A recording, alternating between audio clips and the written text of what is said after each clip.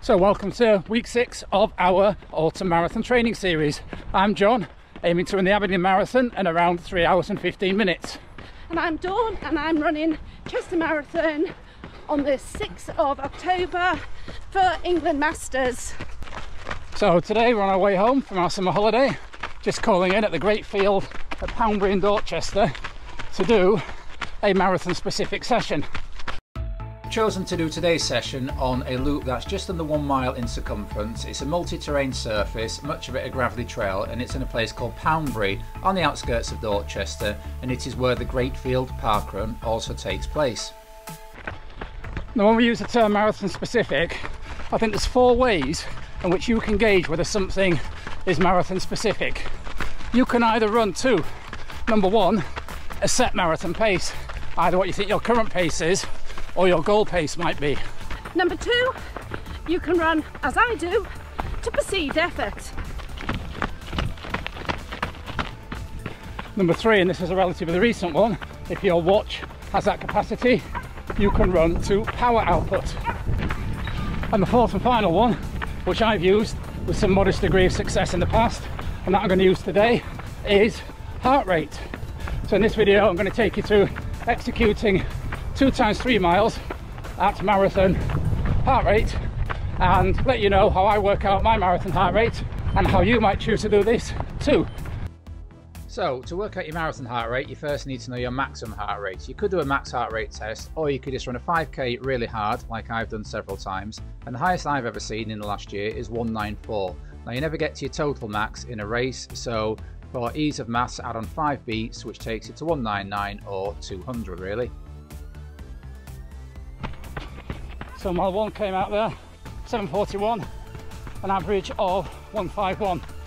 It's important in these early stages of a heart rate based run, you ease into it. Don't try and get up to your target heart rate range immediately, because you'll end up overcooking it later. So when I was at my absolute best, working off a max heart rate of 205, I was able to run my marathons in 175 to 180 heart rate, which was 85 to 88% of maximum, but I had to be extremely well trained to do that.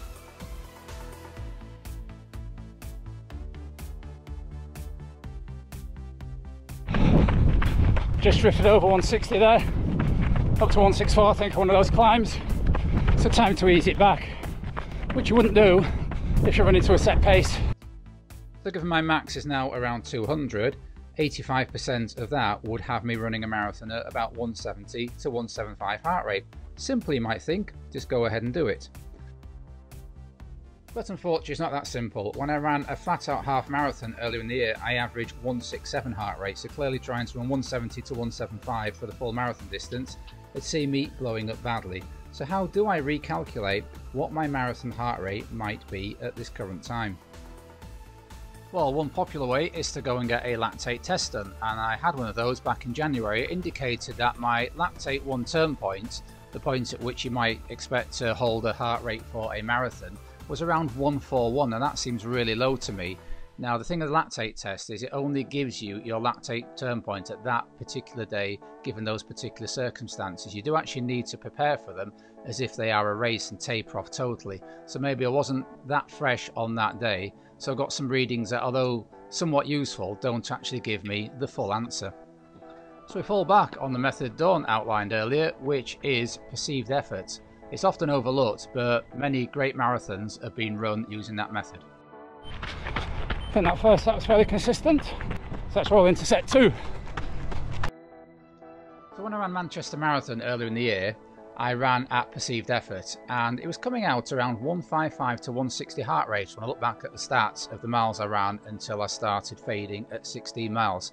So instinctively I'm thinking 155 to 160 was my marathon effort at that point. But there's a big gap there between that and the 170 heart rate that the stats say I should be capable of in theory compared to my 35-year-old self.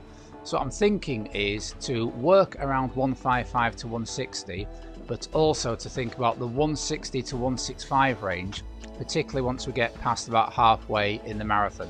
So that's how I approach this session, 2 different heart rate zones. 7:34 for the first mile for set 2. As you can see, it's warming up a bit now. Quite a big gap between my marathon heart rate back in 2004, 2005 and my marathon heart rate now. It's simply down to training. Back then I had several cycles of marathon training going back to the year 2000, so my whole level of fitness was higher then.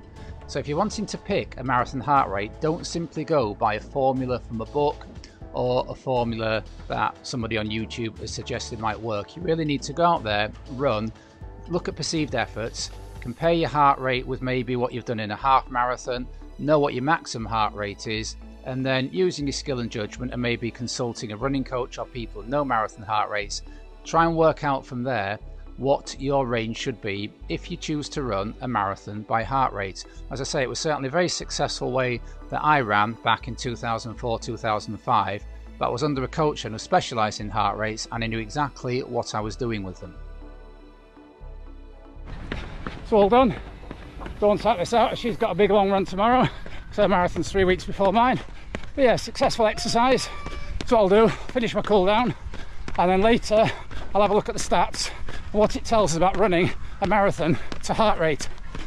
Jaffa cake flavour. I used to eat loads of Jaffa cakes. I'll tell you a story if you've got a minute. Before one road league 5 mile race we used to do in South Yorkshire during the spring, I finished work at 3:15 and the race was at 7 o'clock, so I thought what better way of fueling up than to down a packet of Jaffa cakes at 3:15. By about 2 miles into the race, I think that's the worst I've ever felt at a race, and as near as I've come to having a really poor accident in a race. Luckily it went away and I finished. So happy Jaffa cake memory. So immediate post-session thoughts. Filmed live from Dorchester. Yeah, thought it went well. From what I could see of the splits, they were solid. The heart rate drifted a little bit, but I'll talk about that later when I come for a full debrief. So a lovely way to finish our 2 weeks down here in Dorset. We've had some lovely memories. We've done some fantastic runs, many of which were shared on this channel. So next time you'll see me, I'll be doing a full debrief of this session up home in sunny Yorkshire. So back in lovely late summer Yorkshire. So I'll just put the stats up on screen for that session. You can see the first set of 3 miles was done at an average of 7:35 minute miling, with an average heart rate across those miles of 155. The second set was done at an average of 7:38 minute miling, with a heart rate average of 159, so obviously 4 beats higher. Why so? It's something called heart rate drift. The more tired your body gets, the harder your heart has to work to pump the blood around the body, and therefore the more work it has to do to sustain a certain pace. And that's why it's very important, I think, to have some regard to your effort levels or your heart rate when running a marathon. So in the actual marathon race itself, I wouldn't want my heart rate to be drifting to that extent so early on. But the context of that run, it was done after several hard sessions over the past few days, many of which were filmed for you on YouTube. It was a warm day, it was an undulating loop, wasn't totally fresh, so I was pleased with what data that run actually told me. A little note on why I didn't run that session to a set pace. So if you look at what my Corosop is telling me, I'll put it up on the screen now, it tells me my marathon pace is 7:11 minute miling.